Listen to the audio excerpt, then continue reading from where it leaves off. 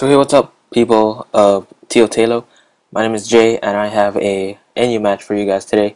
This one was against one of my new friends. His name is Pringles, which is a very cool username because chips.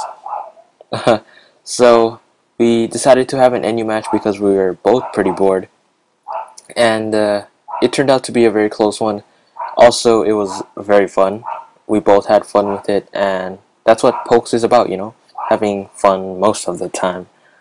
Uh, so he's gonna lead off with a Steelix, and I'm gonna lead off with a Choice Banded Throw.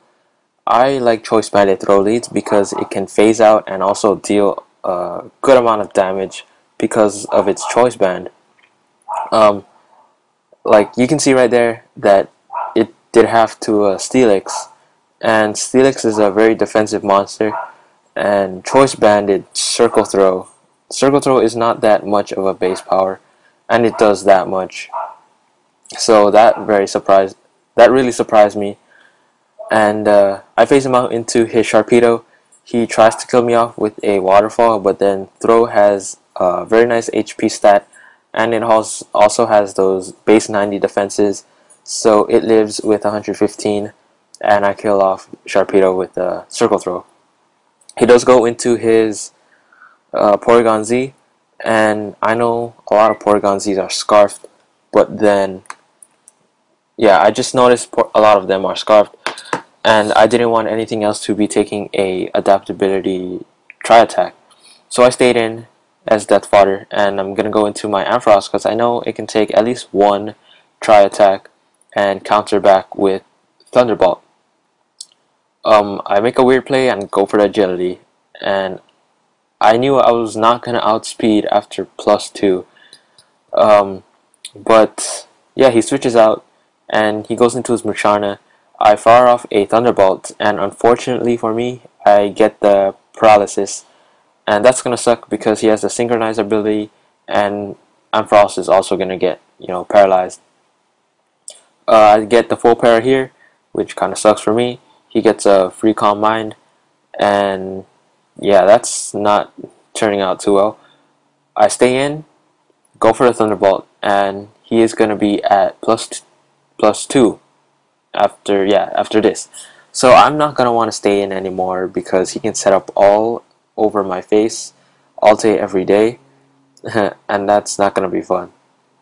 So I'm going to go into my Absol, and if he did go for a Psychic, which he does here, I get a free safe switch in, and then if he went for a Calm Mind, I would have gotten a safe switch in either way. So I go for a Night Slash because it is stab, and if I get a crit, then that's okay. He does hit me with +2 Shadow Ball, and I'm thinking that's the only thing he can hit me with. I still don't know what his last move is. It could... Oh, he has Moonlight. Never mind. Brain fart.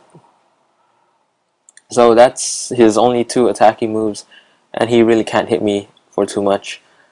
So I hit him back with another Night Slash for the kill. Crit didn't matter because you can see how much damage I did previous turn with a normal Night Slash. So he goes into Steelix because he knows he can wall me. I don't have superpower, I have Triple Stab. Triple Stab works for me though.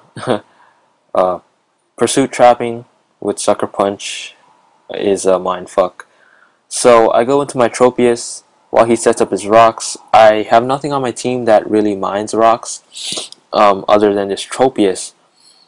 But then he has the Ice Fang, which really scared me because it can take me out in, anytime. But I have Chesto Resto with Harvest, or Resto Chesto with Harvest, and I'm just going to rest up once because I don't want to risk not getting the berry with the Harvest ability. It's a 50% chance, and I don't want to, rely on that 50% chance that I might get it. So I'm just gonna, rest up and then switch out. Go into my Electros because it's bulky and it can take Ice Fang because it's not that high of a base power even with the Sheer Force boost. It also risks both resist both of its stabs, immune to ground type moves, and also resisting steel type moves. So I pretty much wall his whole set because his last move is Stealth Rocks, which he already set up. So I'm gonna take him out with 2 flamethrowers, and that's gonna be the end of his Steelix. So right here I take him out, I get more leftovers recovery. I like special based Electros because it's fun to use. Also it gets acid spray, so that's great. So he goes into his Porygon Z. I know I can take at least 1 Tri-Attack because like I said, Electros is bulky and it's also close to full health. He gets a freeze here, which was kind of unlucky, but then I also got lucky because I unthawed right after.